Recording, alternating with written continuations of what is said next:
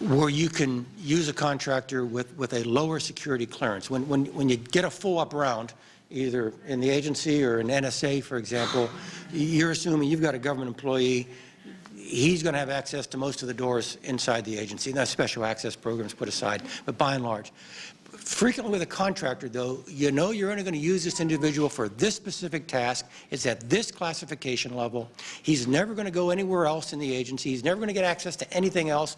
You're going to cabin him off for this activity. So very often, one of the things that allows you to more quickly surge with a contractor is you're only clearing him to the secret level because you know you're only going to use him for that task, and when that task is done, you're going to let him go.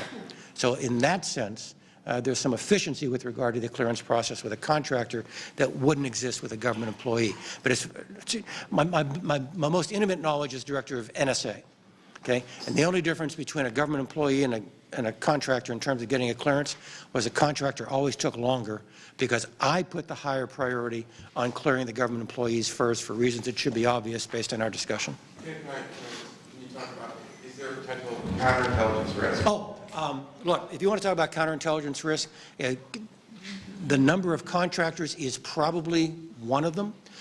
But if you really want to hit the sweet spot for counterintelligence risk, the fact that we want to bring more people into our intelligence community, I'm going to use the phrase heritage communities, first-generation Americans, because they bring both patriotism and wonderful skills. And there's an equally strong trend inside the community that once you're in, remember connecting the dots, remember sharing information, remember not existing in silos. So once you're in, any individual has a greater opportunity to access information across the board. If I'm the head of a foreign intelligence service, and my analytical shop comes in and says, American security, American intelligence services are hiring more first-generation Americans, and once you're inside the net, they have access to more information than ever before, my eyes will be dilating and my mouth will be salivating. Okay? And so, by the way, I'm a supporter of both those trends I just identified. But if you're going to go down that path, you also then have to reinvest in counterintelligence because you have opened up additional vulnerabilities. Again, I think we should hire more first-generation Americans. They're patriotic Americans. And we should share information more because that leads to better product. That said, you need more CI. Compared to those things, the contractor thing, I think, is a small subset.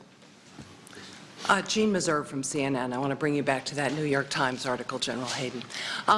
Director Panetta decided that this warranted going to Congress and doing a briefing. You made a different judgment. Can you explain to us when you think the use of contractors warrants a congressional briefing and why the use of contractors in a program that involved assassination did not? Yeah, Jean, I've got to use my language precisely here, okay? As Jack pointed out, we still hyperventilate in the agency when people use the word assassination. Assassinations would be in a violation of executive order. No one's talking about assassinations. Okay? Well, if you don't use the word assassination. Okay. No, can you, if you're using contractors in a program in for which the United surveillance States and training, is exercising the inherent right of self-defense? How about that?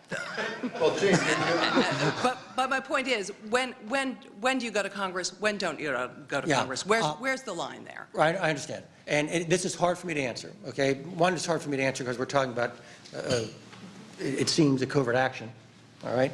And number two, it's hard for me to answer because if you look, again, just kind of internally at the Times story, then Joby's story in the Post, the timeline for this is 2004 and ended many years before Mr. Panetta became director. So, frankly, I've learned more about what this is in the last 6 weeks than I did as director.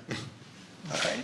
And that should tell you a lot. And one is, if you want to be very dark about it, maybe I wasn't a very conscientious director. I don't think that's true. It's that this was not a very prominent thing during my time as director. I don't know enough about the details that were in the Times story to suggest to you whether or not it crossed any threshold. And if you read the Times story very carefully, Mark doesn't know enough either. He talks about training, planning, surveillance, and he's not quite sure what the mix was. So somewhere in that mix, I probably would have gone down to talk to Congress, but I will tell you, Gene, the threshold I probably would have first crossed was a political